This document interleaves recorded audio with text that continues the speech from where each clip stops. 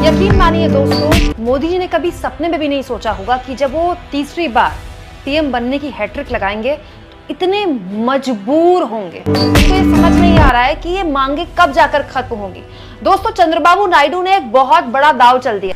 বন্ধুগণ, আজকের ভিডিওটি খুব আকর্ষণীয় এবং মজাদার হচ্ছে। কুমকুম বিনিময়ের একটি ভিডিওর উপর আমি রিঅ্যাকশন দিতেছি। ভিডিওটি আপনারা আশা করি সম্পূর্ণ দেখার চেষ্টা করবে। আমাদের ভারতের নির্বাচন শেষ হওয়ার পর ভারতের এখন প্রধানমন্ত্রী নরেন্দ্র মোদী শপথ নেবেন, যেহেতু ওনাদের সংগঠন এনডিএ ন্যাশনাল ডেমোক্রেটিক অ্যালায়েন্স সংখ্যাগরিষ্ঠতা অর্জন করতে সক্ষম হয়েছে। সেই হিসাবে ভারতের প্রধানমন্ত্রী নরেন্দ্র মোদী তৃতীয়বারের মতো হওয়ার সুযোগ খুব বেশি হয়েছে। কিন্তু ভারতের প্রধানমন্ত্রী নরেন্দ্র মোদী শপথ নিতে গিয়ে এই বছর যেসব অসুবিধার সম্মুখীন হইতেছে সেই সব অসুবিধার উপর নিয়েই আজকের এই ভিডিওটি উপস্থাপনা। আশা করি আপনারা সম্পূর্ণ ভিডিও দেখার চেষ্টা করবেন। আসুন আমরা ভিডিওটি দেখার চেষ্টা। ऐसा दाव जिससे प्रधानमंत्री बनने के बाद मोदी जी की जो पूरी छवि है ना, उसकी भयानक दुर्गति हो सकती है।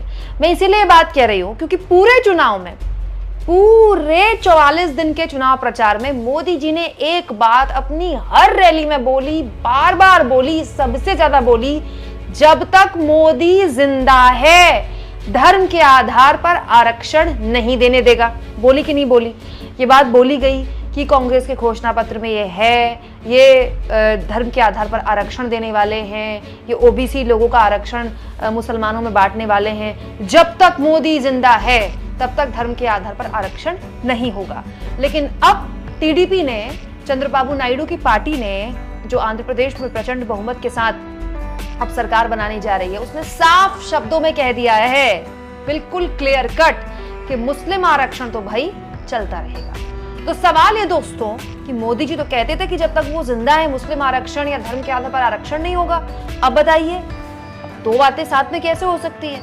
एक तरफ मोदी जी चट्टान की तरह खड़े थे धर्म के आधार पर आरक्षण में, और ठीक मोदी जी सरकार बनाने का दावा पेश करे उससे पहले ही टीडीपी ने खेल कर दिया, साफ शब्दों में कह दिया मुस्लिम आरक्षण तो भाई चलता रहेगा आंध्र प्रदेश में। ना केवल आंध्र प्रदेश में मुस्लिम आरक्षण चलता रहेगा बल्कि घोषणा पत्र में भी टीडीपी ने इसका जिक्र किया था। इसके अलावा दोस्तों, कल नीतीश कुमार की पार्टी की तरफ से भी ये बयान आ गया कि अग्निवीर योजना को लेकर बड़ा गुस्सा है, उसको रोल बैक करने को लेकर सोचना चाहिए मोदी जी को। मतलब सरकार बनी नहीं, मंत्री पद बटे नहीं, कि इधर नीतीश कुमार आंखें दिखा रहे हैं कि अग्निवीर योजना खत्म करो, और उधर चंद्रबाबू नायडू आंखें दिखा रहे हैं कि मुस्लिम आरक्षण तो चलता रहेगा। तो बड़ा सवाल ये दोस्तों कि जो इतनी मेहनत, इतनी मशक्कत, इतना इन्वेस्टमेंट मोदी जी ने अपनी इमेज में किया था, हिंदुत्व वाली छवि, एक कट्टर हिंदुत्व वाली छवि, हिंदू हृदय सम्राट वाली छवि, उसका होगा क्या?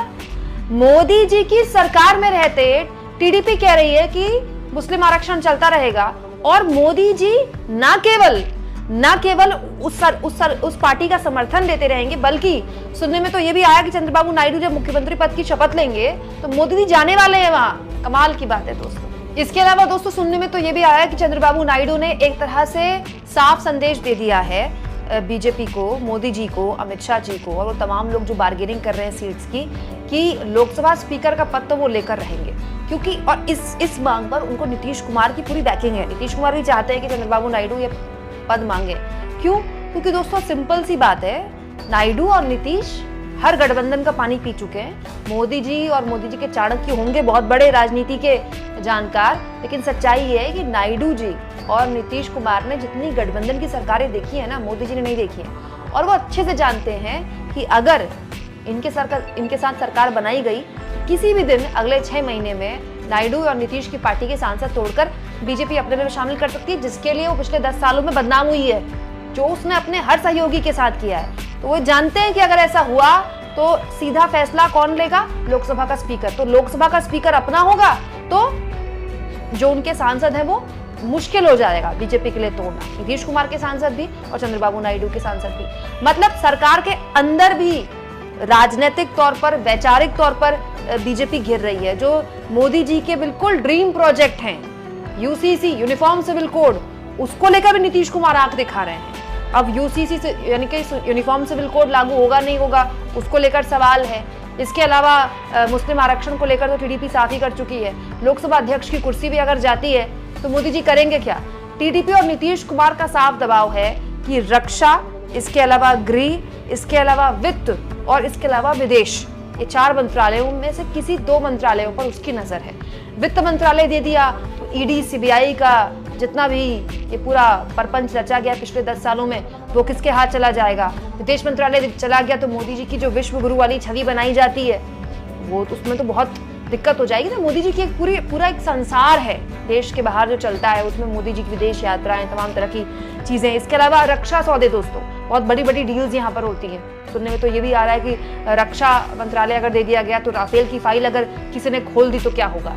तो मुश्किल ये है कि अभी कैबिनेट की पोस्ट को लेकर चर्चा हो ही रही है, ऊपर से टीडीपी और नीतीश कुमार आंखें दिखा रहे हैं, सरकार बनाने का दावा भी पेश हुआ नहीं है। इसके अलावा दोस्तों जेडीयू सांसद लवली आनंद के पति हैं आनंद मोहन, उन्होंने तो एएनआई में ऑन रिकॉर्ड कह दिया, अभी कहा है थोड़ी देर पहले कि भाई रेल मंत्रालय तो हमारा कंफर्म है, बिहार को तो रेल मंत्रालय चाहिए ही चाहिए। जेडीयू रेल मंत्रालय पर निगाह गड़ाए हुए। अब रेल मंत्रालय अगर जेडीयू के पास चला जाएगा तो मोदी जी वंदे भारत को हरी झंडी कैसे दिखाएंगे, फिर तो नीतीश कुमार दिखाएंगे। तो मोदी जी करेंगे क्या सरकार में?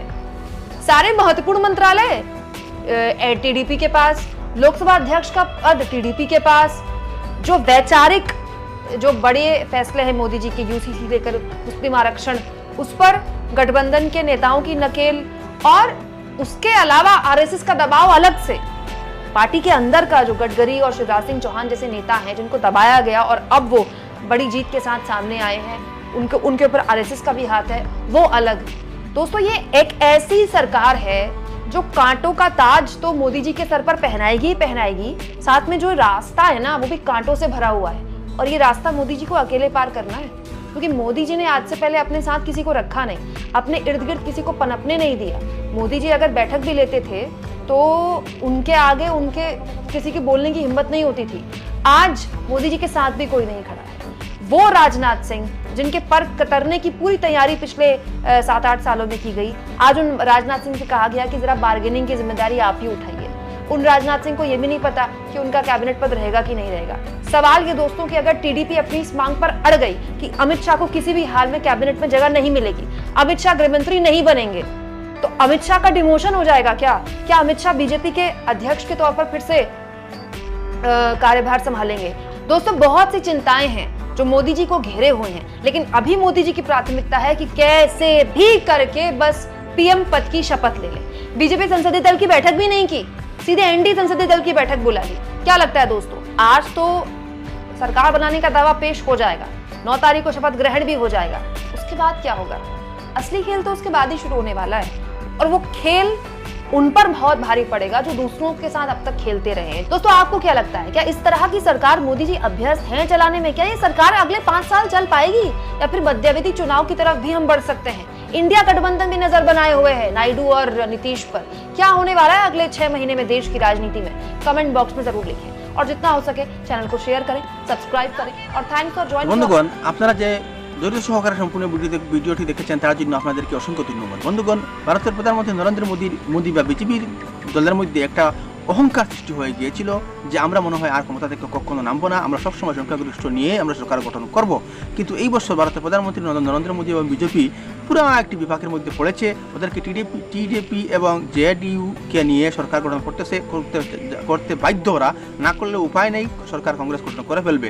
হ্যাঁ, কিন্তু এরকমই কোনো এক সময় ভারতে সিপিএম এবং কংগ্রেসের অবস্থা ছিল। তারা ভাবতো যে আমরা কোনো মনে হয় আর ক্ষমতা থেকে নামতে পারবো না, আমাদেরকে কেউ ক্ষমতা থেকে অপসারণ করতে পারবো না।